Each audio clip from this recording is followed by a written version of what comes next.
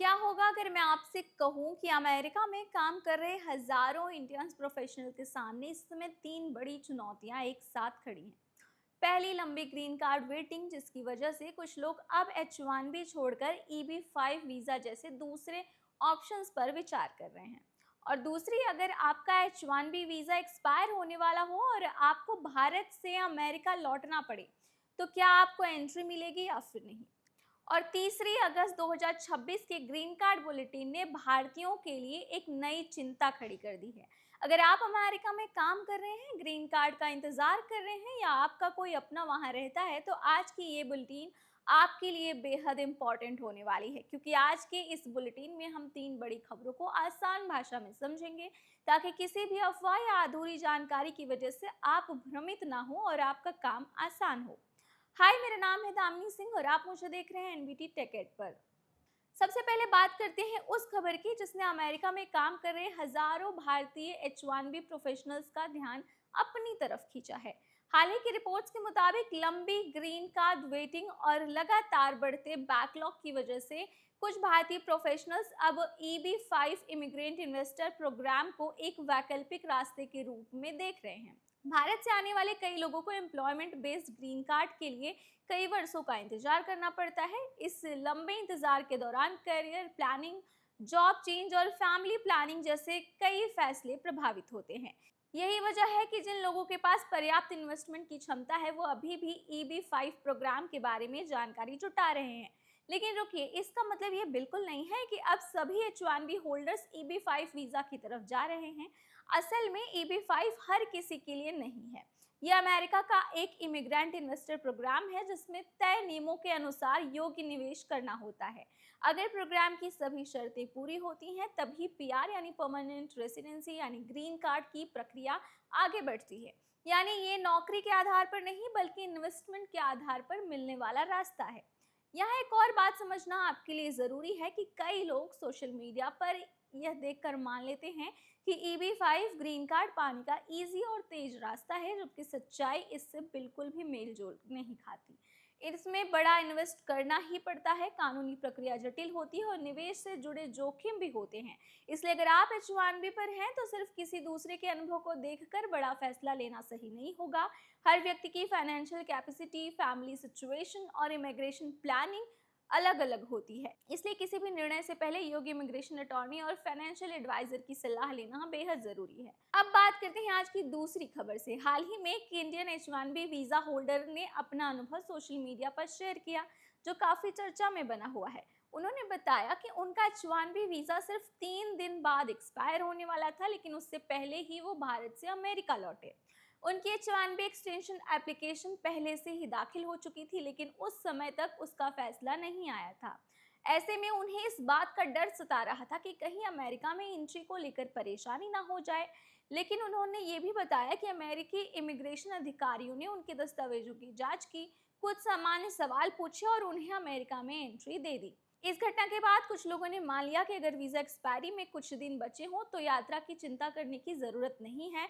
लेकिन यहाँ पर आपको ये चीज़ समझना होगा कि वीज़ा एक्सपायरी और इमिग्रेशन स्टेटस एक ही चीज़ नहीं है। पासपोर्ट पर लगा वीज़ा मुख्य रूप से अमेरिका में एंट्री के लिए होता है, जबकि अमेरिका के अंदर आपका लीगल स्टेटस कई मामलों में approved H1B petition, I-94 record और दूसरे इमिग्रेशन डॉक्यूमेंट्स पर निर्भर करता है। यही वजह है कि किसी एक व्यक्ति का अनुभव हर H1B होल्डर पर लागू नहीं हो सकता। अगर आपका H1B एक्सटेंशन पेंडिंग है, एम्प्लॉयर बदल चुका है, वीजा स्टैम्प की स्थिति अलग है या आपके डॉक्यूमेंट्स में कोई भी बदलाव है, तो आपकी इमिग्रेशन सिचुएशन अलग भी हो सकती है। इसलिए इमिग्रेशन एक्सपर्ट्स हमेशा यही सलाह देते हैं, इंटरनेशनल ट्रेवल से पहले passport, visa stamp, I-797 approved notice, I-94 record और एम्प्लॉयर डॉक्यूमेंट्स की अच्छी तरह से जांच कर लें, क्योंकि अमेरिका में अंतिम एंट्री देने का अधिकार हमेशा बॉर्डर ऑफिसर के पास होता है। अब बढ़ते हैं आज की तीसरी और सबसे इम्पॉर्टेंट खबर की ओर। अगर आप अमेरिका में ग्रीन कार्ड का इंतजार कर रहे हैं, खास करके EB1 कैटेगरी में, तो अगस्त 2026 का वीजा बुलेटिन आपके लिए अहम साबित हो सकता है। रिपोर्ट्स के अनुसार EB1 कैटेगरी भारतीयों के लिए इस वित्तीय वर्ष के अंत तक स्थायी रूप से अनअवेलेबल हो सकती है।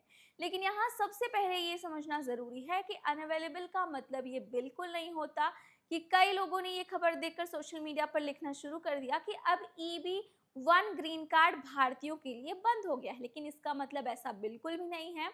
इसका मतलब सिर्फ इतना है कि वित्तीय वर्ष के लिए उपलब्ध ग्रीन कार्ड नंबर्स लगभग समाप्त हो चुके हैं। जब नया वित्तीय वर्ष शुरू होगा और नए वीजा नंबर्स जारी होंगे तब दोबारा स्थिति बदल सकती है। यानी ये परमानेंट रूल चेंज नहीं है, बल्कि वीजा नंबर्स अवेलेबिलिटी में एक प्रशासनिक स्थिति है। अगर आपका EB1 एप्लीकेशन पहले से चल रहा है तो इसका मतलब ये बिल्कुल नहीं है कि ये रद्द हो गया। इसका मतलब सिर्फ इतना है कि आगे की प्रक्रिया वीजा नंबर्स उपलब्ध होने पर निर्भर करेगी। इसलिए इमिग्रेशन एक्सपर्ट्स लगातार यही सलाह देते हैं कि ग्रीन कार्ड प्रोसेस के दौरान सिर्फ सोशल मीडिया पर भरोसा करने के बजाय आधिकारिक वीजा बुलेटिन और USCIS अपडेट्स को ही आधारिक तौर पर वहां पर ही जाके जांच करें और उन्हीं चीजों को माने जो खबर वहां पर आपको देखने को मिलती है। अगर आज की इन 3 खबरों को एक साथ जोड़कर देखें तो एक काफी साफ तस्वीर सामने आती है। पहली खबर हमें ये बताती है कि ग्रीन कार्ड बैकलॉग की वजह से कुछ भारतीय प्रोफेशनल्स वैकल्पिक विकल्पों में विचार कर रहे हैं। दूसरी खबर हमें ये सिखाती है कि वीजा एक्सपायरी और इमिग्रेशन स्टेटस दोनों अलग अलग चीजें हैं।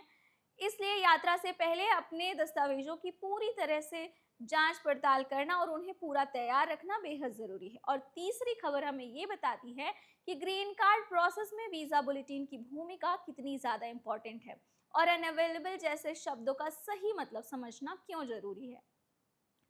अगर आप अमेरिका में H1B वीजा पर काम कर रहे हैं, ग्रीन कार्ड का इंतजार कर रहे हैं या फ्यूचर में अमेरिका जाने की योजना बना रहे हैं, तो आज के समय में सिर्फ नौकरी मिल जाना ही काफी नहीं है। इमिग्रेशन रूल्स जानना बेहद जरूरी है, क्योंकि ये लगातार बदलते रहते हैं और सही प्लानिंग पहले से ही काफी ज्यादा जरूरी हो गई है। इसलिए कभी भी viral video, social media post या अधूरी जानकारी के आधार पर कोई भी फैसला ना लें, बल्कि हमेशा आधिकारिक यानी ऑफिशियल वेबसाइट पर जाकर वहां पर ट्रस्टफुल जानकारी को वहां से हासिल करें और वहां से ही डिसीजन लें कि आपको क्या करना है। अगर आपके फैमिली और फ्रेंड्स में कोई अमेरिका में रहता है, H1B वीजा पर काम करता है या ग्रीन कार्ड का इंतजार कर रहा है या फिर वो NRI है, तो इस वीडियो को उनके साथ जरूर शेयर करें। हो सकता है कि आज की इन तीनों खबरों में से कोई एक जानकारी फ्यूचर में उन्हें बड़ी परेशानी से बचा सके। आपको इन तीनों खबरों पर क्या कहना है? क्या अमेरिका की ग्रीन कार्ड प्रक्रिया आने वाले समय में और ज्यादा कठिन होने वाली है या इंडियंस के लिए नए विकल्प बढ़ेंगे? अपनी राय हमें कमेंट सेक्शन में जरूर बताएं और अगर आपको आज की ये बुलेटिन इन्फॉर्मेटिव लगी हो तो कमेंट सेक्शन में अपनी राय जरूर दें, वीडियो को लाइक करें और अगर आप हमारे चैनल पर नए हैं तो चैनल को सब्सक्राइब करना ना भूलें।